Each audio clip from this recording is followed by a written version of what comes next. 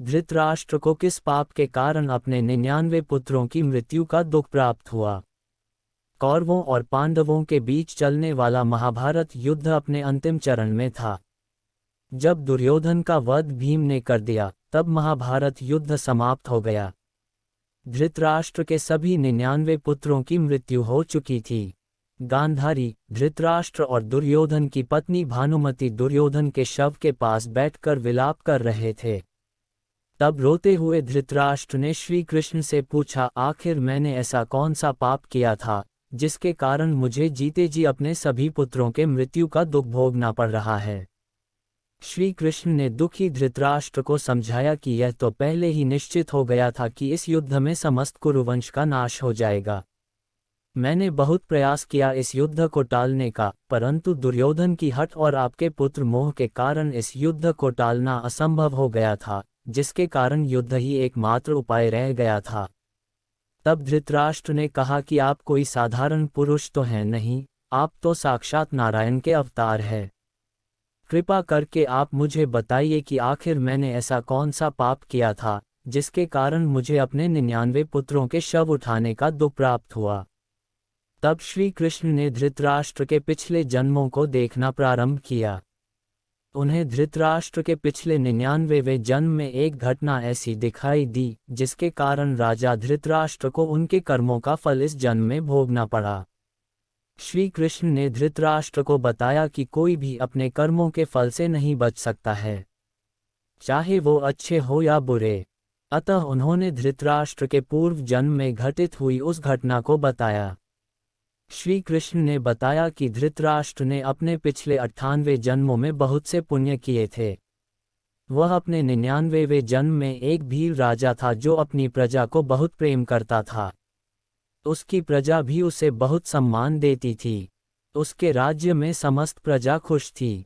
उनके राज्य में एक पति पत्नी मलंग और कोनी रहते थे। उनके कोई भी संतान नहीं थी। कोनी इसी बात को लेकर अक्सर दुखी रहती थी। एक दिन कोनी अकेले में बैठकर रो रही थी। इतने में उसका पति मलंग आया और उसे शांत कराने की बहुत कोशिश की और कहा कि अगर तुम दुखी होगी तो ईश्वर को भी दुख होगा, और अपनी कसम देते हुए कहा कि अगर अब तुम रोना बंद नहीं करोगी तो मेरा मरा हुआ मुंह देखोगी।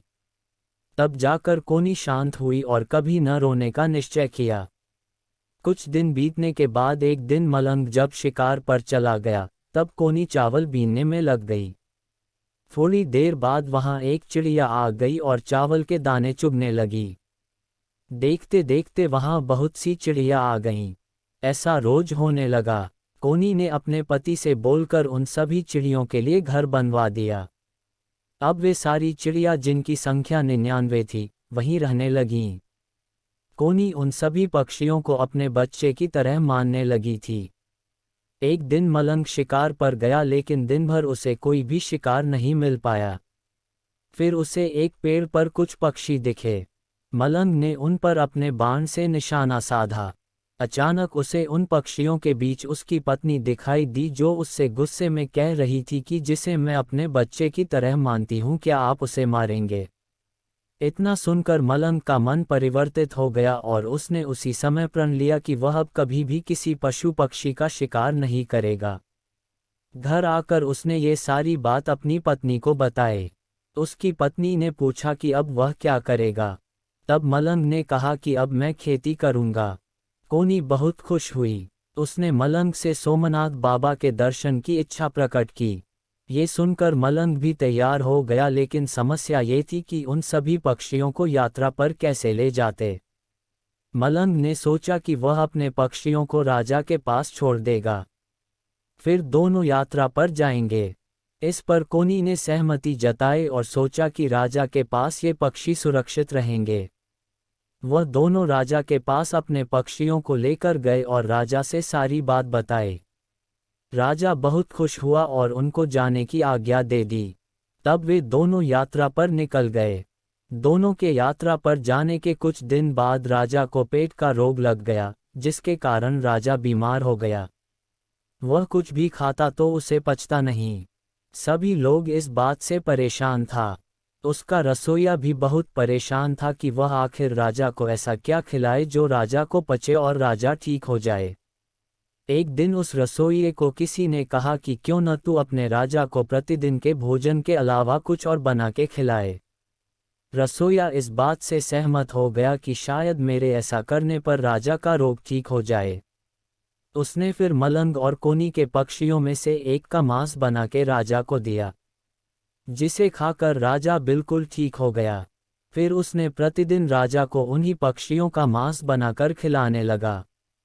धीरे धीरे करके उसने सभी 99 पक्षियों को भोजन के रूप में राजा को खिला दिया और राजा को पता भी नहीं चला।